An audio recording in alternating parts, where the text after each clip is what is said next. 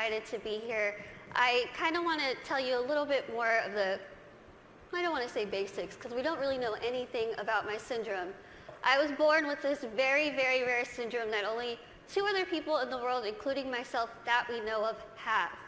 Basically, what this syndrome causes is that I cannot gain weight. Yes, it does sound as good as it is. I could eat absolutely whatever I want, whenever I want, and I won't really gain any weight. I'm going to be 25 in March, and I've never weighed over about 64 pounds my entire life. When I was in college, I hid, well, I didn't hide, everyone knew it was there, but it was a giant tub of Twinkies, donuts, chips, Skittles, and my roommate would say, I could hear you at 12:30 reaching under your bed to get food. But I'm like, you know what?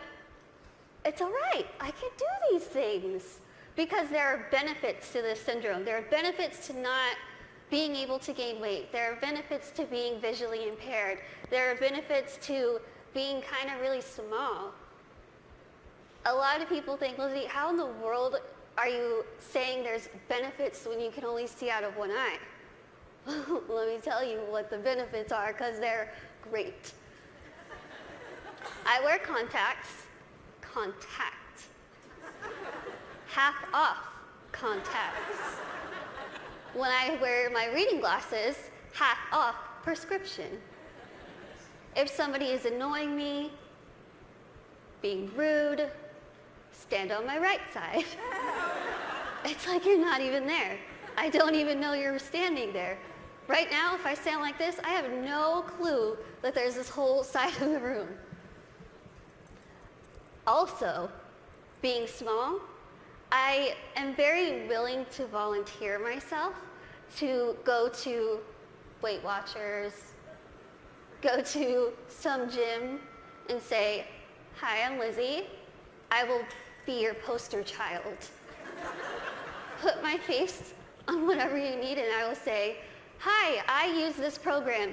Look how well it worked. Even though there are really amazing things that have come from this syndrome, there are also things that have been very, very difficult, as you can imagine. Growing up, I was raised 150% normally. When I was my parents' first child, and when I was born, the doctors told my mom, your daughter has no amniotic fluid around her at all. So when I was born, it was a miracle that I came out screaming. The doctors told my parents, we just want to warn you, expect your daughter to never be able to talk, walk, crawl, think, or do anything by herself. Now, as first-time parents, you could think that my parents would say, oh no, why? Why are we getting our first child to have all these unknown problems? That's not what they did.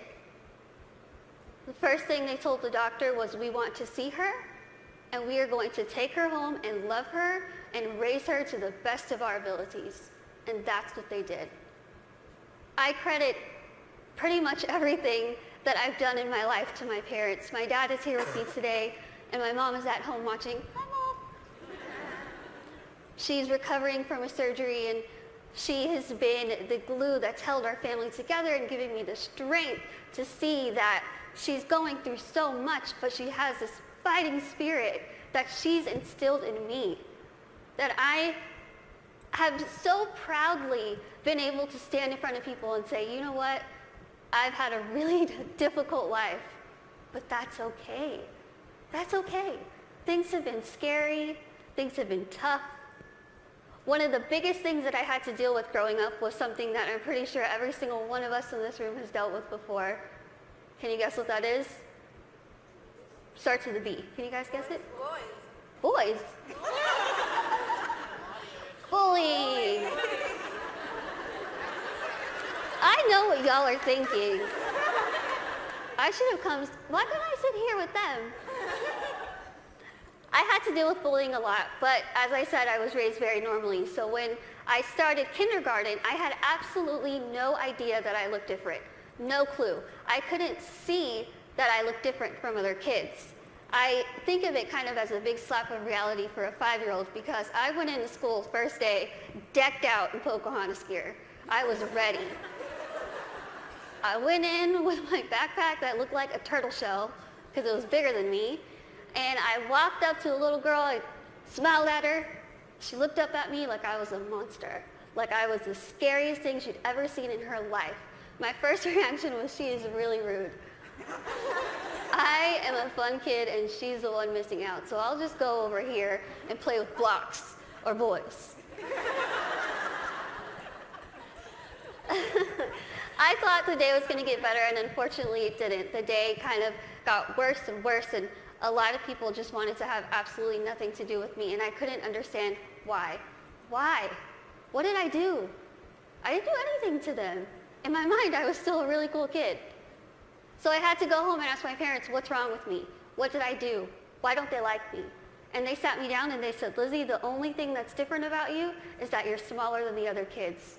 You have this syndrome, but it's not going to define who you are.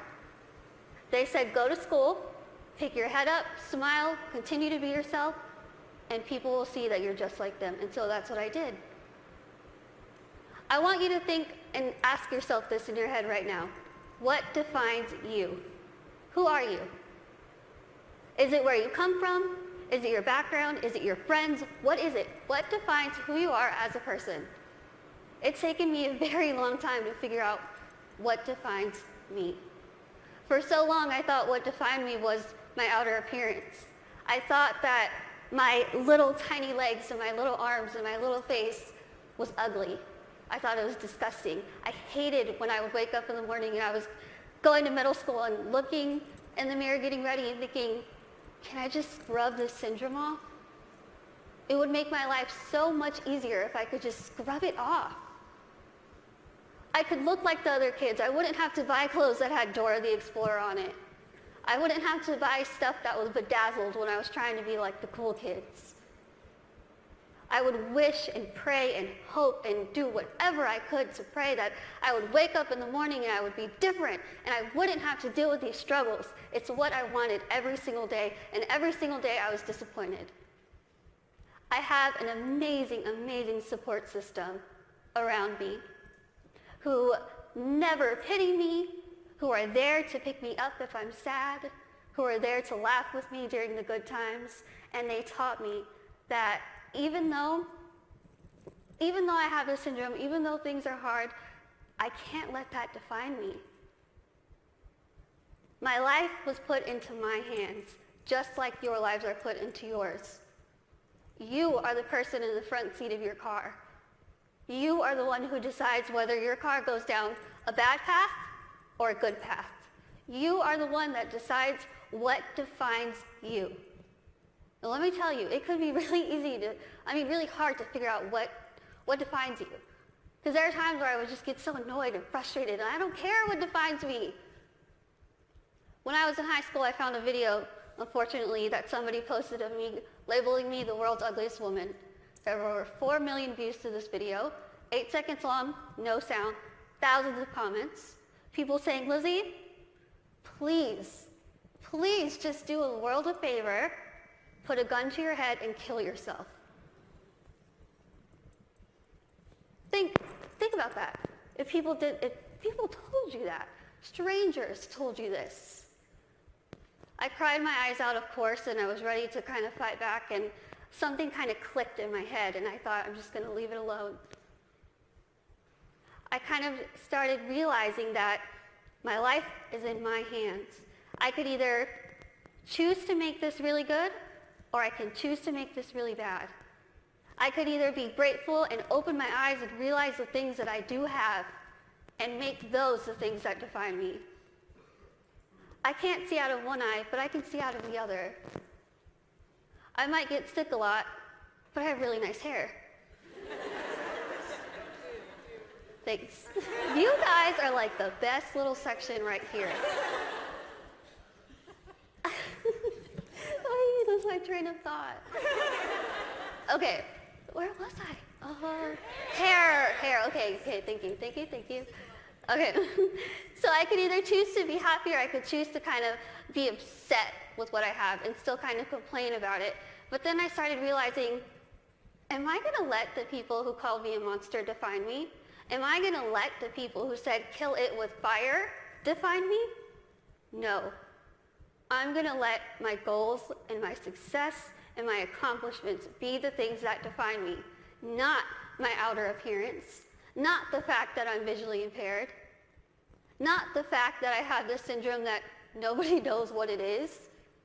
So I told myself I'm going to work my butt off and do whatever I could to make myself better, because in my mind, the best way that I could get back at all those people who made fun of me, who teased me, who called me ugly, who called me a monster, was to make myself better and to show them, you know what? Tell me those negative things, I'm going to turn them around and I'm going to use them as a ladder to climb up to my goals. That's what I did. I told myself I wanted to be a motivational speaker, I want to write a book, graduate college, have my own family, my own career. 8 years later, I'm standing in front of you, still doing motivational speaking. First thing, I accomplished it. I wanted to write a book. In a couple weeks, I will be submitting the manuscript for my third book.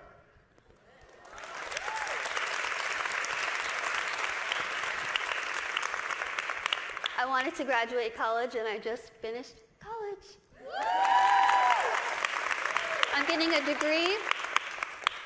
degree in communication studies from Texas State University in San Marcos, and I have a minor in English. I really tried to use real life experience while I was getting my degree, and my professors were not having it. But I wanted to have, lastly, my own family and my own career, and the family part is kind of down the line.